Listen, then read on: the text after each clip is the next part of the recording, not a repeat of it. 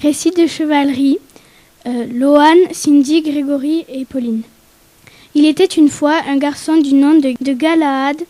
Depuis tout petit, il rêvait de devenir chevalier comme son père, Lancelot. Je vais vous raconter son histoire. Lorsqu'il avait 5 ans, après que sa mère mourut, et lui confia la tâche de trouver le Graal. Mon père m'entraîna à devenir chevalier.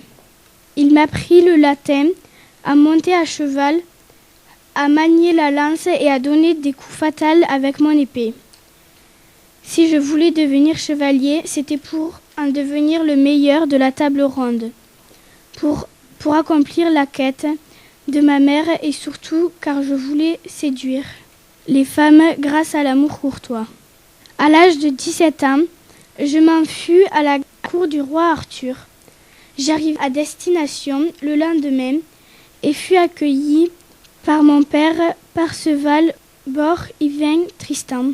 Il me laissa donc passer et m'amena dans une salle où de nombreuses personnes étaient présentes, mais aucune d'elles ne bougèrent, et quand elles me virent, elles me saluèrent.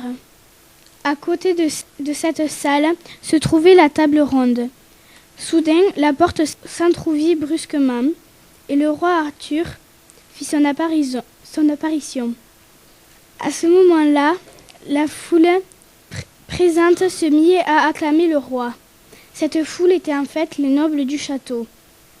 On me fit agenouiller devant le seigneur, tout en lui donnant la main. La cérémonie pouvait commencer. Je récitai alors à voix haute le serment des chevaliers, et il me posa son épée sur ma tête. Ensuite, toujours agenouillé, je reçus la collée. Pour cela, le seigneur me donna 3 grands coups du plat de son épée dans mon dos. Je restai immobile et le souffle coupé. Ce fut un moment très impressionnant. Vint ensuite un serviteur qui me remit un équipement militaire en me disant « Je te remets cet équipement car tu as réussi le titre de page et puis d'écuyer. Et enfin aujourd'hui, voici le signe que tu es à présent chevalier. Bravo !» Et toute l'assemblée se mit à m'applaudir. J'étais vraiment contente de moi. 2 semaines plus tard, vint le jour où il fallut que je me batte pour la première fois. Le roi Arthur me demanda si je préférais commencer par un tournoi ou par un vrai combat. Ma raison me dicta de choisir le tournoi. Je rentrai donc dans une arène où se trouvait une tribune remplie de femmes. Mais au centre de la piste, mon adversaire m'attendait sur son cheval. Je montai donc sur mon destrier et le combat commença.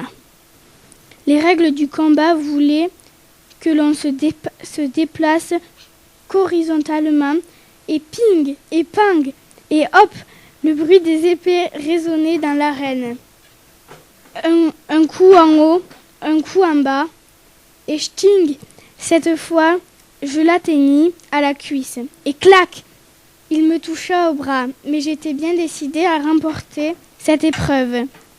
Donc je redoublai d'efforts et je le blessai à la tête. Soudain, il tomba à terre. J'avais donc gagné la partie et j'avais séduit les femmes qui étaient tombées sous mon charme à l'amour. Le soir, on fit un banquet à mon honneur et j'ai oublié pour la première fois ma quête de trouver le Graal. Le soir, je m'endormis en pensant à une fille que j'avais vue au tournoi. Le lendemain, j'écrivis un poème pour celle-ci. J'allai en face d'elle. Elle et lui dit d'écouter le poème que j'avais écrit pour elle. Puis je lui récitai. « Ô vous, madame, dès que je vous ai vue, je suis tombée sous le charme. Votre beauté égale celle d'un ange. Vos yeux sont de la couleur de l'herbe et vos cheveux, couleur miel, tombent sur votre corsage. Pour vous, je ferai n'importe quoi. Donnez-moi un ordre qui me rendra ridicule. Je respecterai votre foi. Je pense toujours à vous et vos mains délicates.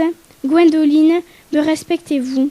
Et comme elle m'aimait déjà, en cachette, elle accepta.